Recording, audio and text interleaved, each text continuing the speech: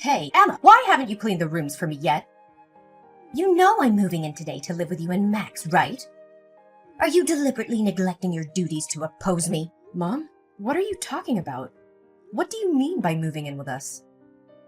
Why hasn't anyone told me about this? And how did you manage to get into my house? I'm certain I locked it before leaving. I've been texting Max since last week about moving in, so he gave me the spare key. You don't have to play dumb anymore. Also, why aren't you home right now? Where are you going? I'm sure you've gone out and squandered my son's money again, haven't you? Isn't that why you refused to move in with me? So you could freely spend my son's hard-earned money. Is that your plan? Mom, what on earth are you saying? Why does your voice sound so different from before? When I wasn't married to Max, you were always a kind and gentle mother. You never raised your voice at me during the 2 years I dated Max. But now you've transformed into a completely different person. A month since the wedding, you use harsh words and show anger whenever you speak to me. Do you still not realize your mistake? I did my best to use sweet words to ask you after marrying Max to move in with me. But in the end, you were determined to live on your own. You took my precious son away from me. And now you have the audacity to ask me to treat you kindly and gently? If I hadn't believed that you were a docile and obedient girl, there's no way I would have allowed Max to marry such a useless and stubborn daughter-in-law. Mom, I've explained to you countless times that I can't move into your house after getting married because there isn't enough space. There are only 3 bedrooms in that house, but there are 7 people living there. You, Amanda, her husband, and her 3 young children, along with Max. Normally, Max sleeps with his 2 nephews, and you sleep with your youngest grandchild. If I were to join now, where would I sleep? On the living room sofa or what? Furthermore, I've already explained this to you numerous times. I'm not unemployed. I'm a freelance marketing executive. Today I'm out meeting clients for a new project. Isn't freelancing a worthless endeavor? It's an unstable job and the salary is definitely low. But I've heard from Max that you spend your days at home huddled in the room playing games. At this rate, you can only be considered a useless child. The only stable jobs out there require going to an office and wearing decent clothes. Scarlett, I've been working tirelessly on a marketing project for a new game, testing it to understand its appeal. The salary I earn is not inferior to Max's. It's even higher. You know very well that for the past 7 months, Amanda and her husband have been borrowing money from me, don't you? And isn't Amanda at home all day as well? Her husband is also unemployed. Are they not in a worse situation than me? How dare you compare my precious daughter and beloved son-in-law to you? Amanda is an incredibly talented singer, and she's passionate about being on stage. It's just that no showman has recognized her exceptional talent. And my poor son-in-law is only temporarily unemployed. It was just a regrettable accident when he collided with another car, causing the female passenger to suffer a head injury and bleed. And yet she had the audacity to report it to the taxi company and make us pay for the hospital bills. It's unbelievable, but there are such heartless and inhumane people in this world. Wow. I fail to see how being eliminated from over 30 singing competitions signifies talent. I understand Amanda's passion for singing, but shouldn't she prioritize taking care of her family's financial situation before chasing her dream? And about Albert, he should consider himself fortunate that the passenger didn't sue him for causing injury and driving under the influence. It's been 7 long months since he lost his job, and all he does is drown himself in alcohol day after day.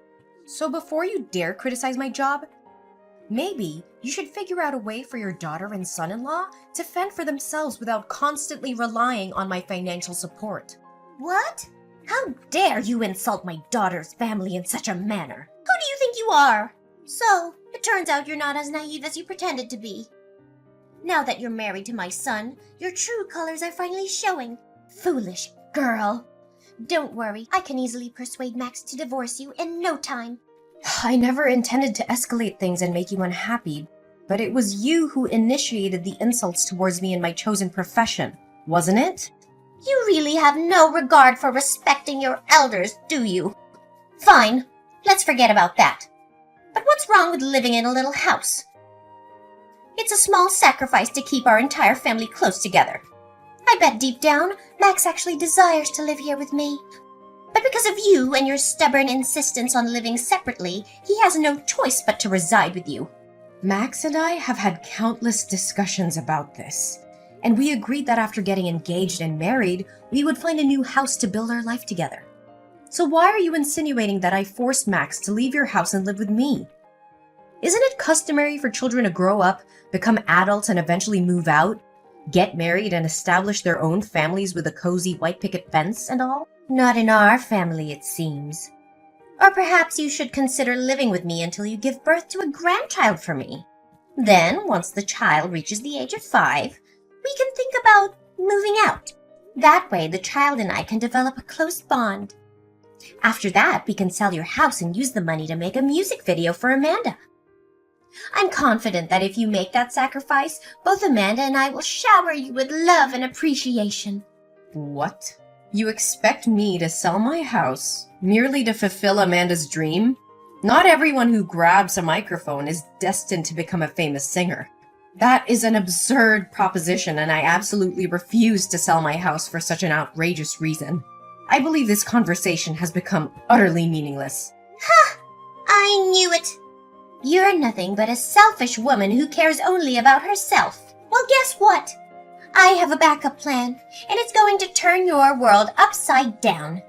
Instead of you moving into my house, Amanda's family and I will move into yours. What? Are you out of your mind? No, I'm really quite serious. I paid a little visit to your precious house, and do you know what I found?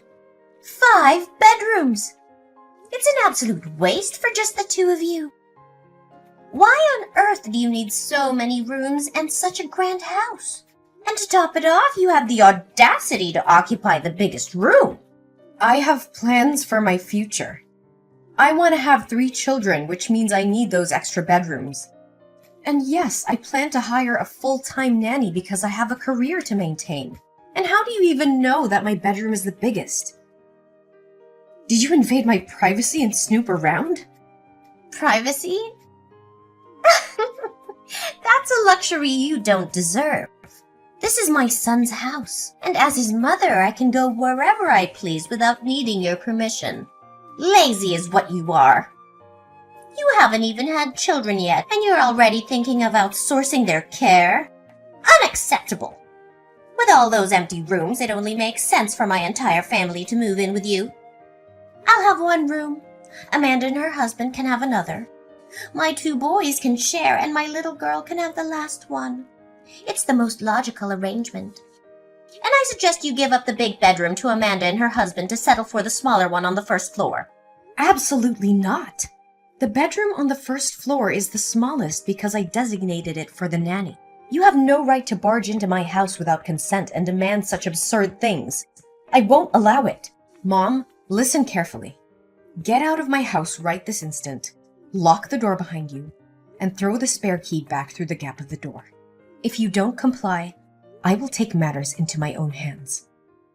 And trust me, you won't like the outcome. What? What are you even threatening me with?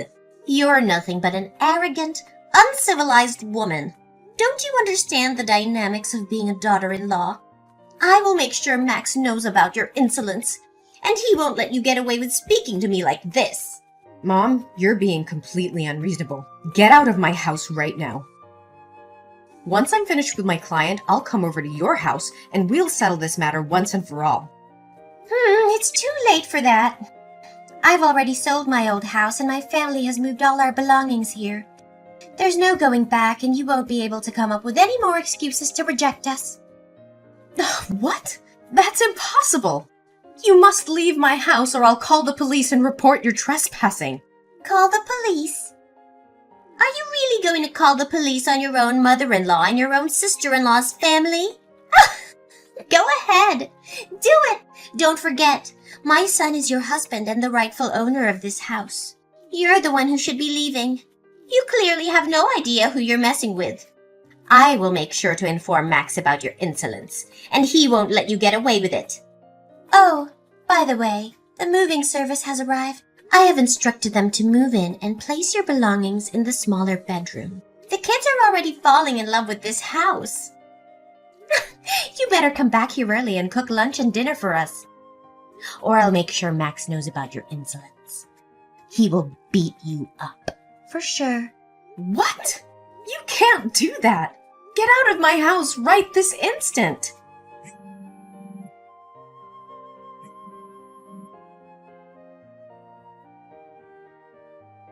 Max? What the hell is happening in our house? Your manipulative mother and Amanda's family have forcefully invaded our home, and you conveniently kept me in the dark? She claims to have texted you a week ago, but why didn't you have the decency to inform me? We had an agreement, remember? We clearly agreed not to live with them. Calm down, Emma. I understand we had an agreement, but I can't simply abandon my own mother, can I? I didn't tell you because I knew you would throw a fit and create unnecessary drama. Furious? Oh, you bet I am. You've broken our agreement. Your mother sent people to move all our belongings into the tiny bedroom on the first floor. This is my home. Why should someone else get the best of it? It's not fair. And let me remind you, I never consented to your mother moving in, let alone your sister's family. Is it too much to ask for a little respect in this relationship? That's enough. You keep voicing your opinions and desires. But have you ever considered what I want? Is it wrong for my mother to want to be close to her children? This is my home now, too. And I have the right to have my family live with me. Then why didn't you make that clear from the start? You made it abundantly clear that you didn't want to live under the same roof as your controlling mother, who always manipulated you into doing her bidding. Why the sudden change of heart? Forget it. I changed my mind, okay? But, Emma, I hope you can understand. She's my mother, and I can't just turn my back on her. You know I love you and my mother the most. I won't be forced to choose between the two. I despise being put in that position. I'm not asking you to choose. I just want you to find a solution that respects both of us instead of disregarding my feelings to please your mother. If you go through with this, it will crush me. What? My mother just called me sobbing, claiming that you insulted and offended her, as well as my sister and brother-in-law. What the hell happened? Are you still playing the role of the weak, victimized wife? How could such cruel words escape your lips? What? No, it's not what you're thinking. I got carried away in anger and said some harsh words, but I certainly didn't intend to offend your mother or your sister. Your mother insulted me and belittled my job first, calling me useless and uneducated. I was furious, and a few unpleasant things slipped out about Amanda's family, but they're all true. What? Just because my mother said something that upset you, you dared to argue with her so vehemently? Why couldn't you control yourself and apologize to her so she could leave? How could you not think things through? Go home right now, get on your knees and apologize to my mother. Slap your own mouth to apologize to her. If you refuse, maybe this marriage doesn't need to continue. No, Max, I won't apologize for defending myself against your mother's insults and mistreatment. How can you expect me to bow down and beg for forgiveness when she's the one who started it all? I won't let her walk all over me and dictate the terms of our marriage. You're being unreasonable, Emma. I can't believe you're standing up against my mother like this. She's my family, and you should respect her no matter what. I can't let you disrespect her and ruin our relationship with her. And what about my feelings, Max? What about the way your mother has treated me since the day we got married? She has never accepted me as part of this family. She belittles my accomplishments, insults my career, and undermines my role as your wife. How can you expect me just to tolerate that and bow down to her demands? This is tearing our family apart, Emma. Can't you see that? I love you, but I also love my mother. I don't want to choose between the two of you. We need to find a way to make peace and keep our family together. Peace? How can we find peace when your mother constantly disrespects me and crosses boundaries? I can't live like this, Max. I deserve to be treated with dignity and respect. If you can't stand up for me and protect our marriage, then maybe we really are better off apart. Emma, please, I beg you. I can't bear the thought of losing you. I just spoke without thinking. Don't take it seriously. People say hurtful things when they're angry. I promise to have a serious conversation with my mother and make her understand how important you are to me. I'll do everything in my power to ensure she treats you with the respect and dignity you deserve. Just give me a chance to fix this. But for now, can we consider allowing my mom, Amanda, and her family to stay here temporarily? We can use that time to gradually reason with her and convince her to find another place to live. I know it's not ideal, but considering the heated exchange between you two, let's view this as a way for you to extend an olive branch and show your willingness to make amends, all right? Fine, Max. I'll give you a chance to fix things, but I want to make it clear that your family only stays here for a few days, and they have to leave before we go on the honeymoon next week. Not any longer. This is my home too, and I deserve to feel comfortable in it. I expect you to have a serious conversation with your mother and set boundaries regarding our living arrangements. I won't tolerate any disrespect or intrusion into our personal space. If things don't improve, I won't hesitate to take further action. Great. That's great. I promise we will work on resolving this as soon as possible. Mom, where is everyone? I've been calling and texting Max non-stop, but he's ignoring me. If we don't hurry to the airport, we'll miss our flight. Did you all just leave without me? Max isn't answering your calls because he's driving. We're already on our way to the airport. You were too low, so we couldn't wait around for you. We had to leave. What the hell? How could this happen? This is supposed to be my honeymoon with Max. You promised that if I allowed you and Amanda's family to come along, you would agree to leave my house when we got back. And now you're leaving me behind and turning it into a family vacation? Don't blame me. It's your own fault for being so slow. If you knew we had to go to the airport today, you should have gotten your lazy ass up early and been ready. But no, you had to oversleep and make everyone wait. Overslept? Are you kidding me? I woke up at 5 a.m. to prepare breakfast for all 9 of you without any help. And while I sat down to eat, you forced me to get up and make juice for you. By the time you all finished eating, no one bothered to wash the dishes. Instead, you all just lounged around the living room, watching TV, leaving me to clean up after your sorry asses. And then I had to rush to the bedroom to change clothes. I've been slaving away for all of you like this for days, and now you call me lazy? Stop making excuses. It's your duty to serve your husband's family. So quit your whining about cooking a few meals. Cooking meals? That's not all I do. I also wash your filthy clothes. I chauffeur Amanda's bratty kids to school every day because they refuse to take the school bus. And your son-in-law? He's a thief. He stole money from my wallet to buy booze and get wasted all day.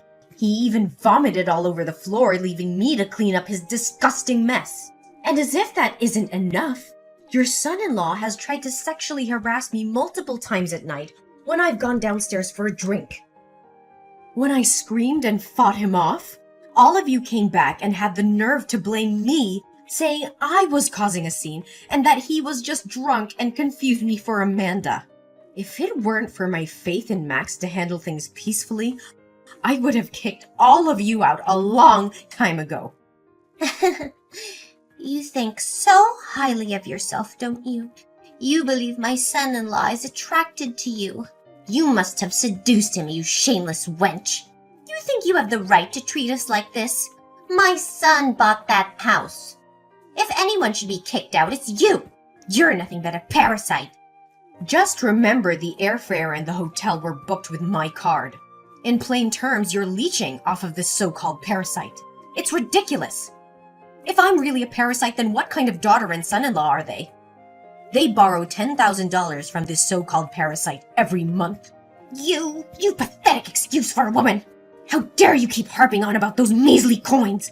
You're nothing but a gold-digging daughter-in-law. And now you have the audacity to accuse my son Max of being weak? He's far stronger and better off without you. Save your breath, Scarlett.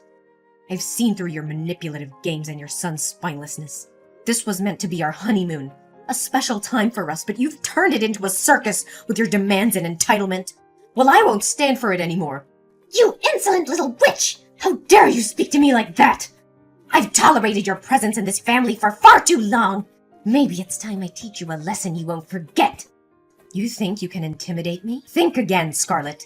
I've had enough of your toxic behavior, your son's negligence, and this whole dysfunctional family. I won't be pushed around anymore. Oh, you think you're so clever, don't you? Well, let me tell you something, Emma. You're nothing without us. You're just a lowly maid who lucked into marrying my son. I'll make sure you regret crossing me. Is that so, Scarlet?